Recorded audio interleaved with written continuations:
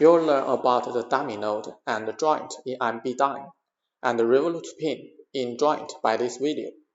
After building the model and running the simulation, we'll briefly introduce the output file by MBDyn with the suffix Jnt. This video uses the rigid body pendulum model. There are many ways to abstract the rigid body pendulum model in MBDyn. The other methods will be explained in a separate video later. Let's start with the abstraction of the rigid body pendulum model. This process is worthy to understand carefully. The pendulum needs to move, so the type of the structural node must be dynamic. Put the node on the origin of the global frame.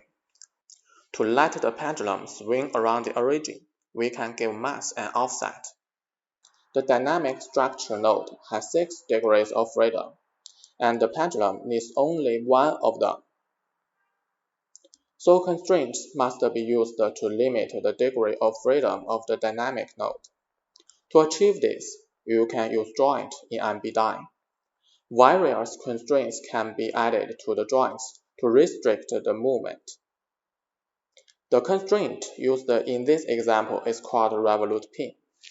In order to make the pendulum swing, we need to give the dynamic node an initial velocity and add a gravity to the environment. Let's go ahead and run the simulation to see the movement of the dynamic node. We found that the orientation of the node has changed, but the position has not changed. The MOV file generated by MBDyn only has the kinematics data of the node.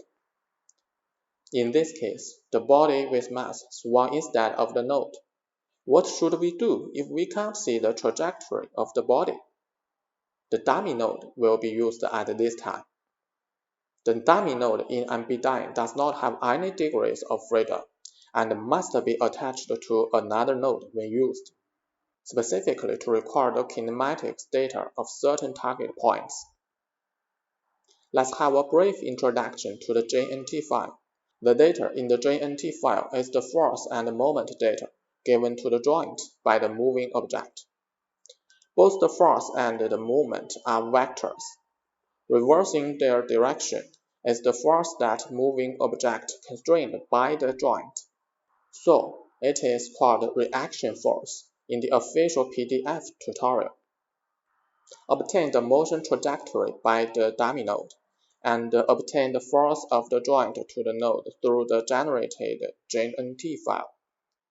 Combining the two, we can perfectly understand the position and force of the pendulum when it swings.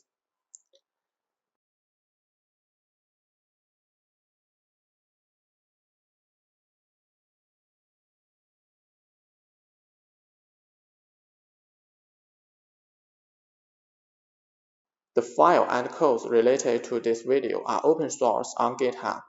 The link is under the video.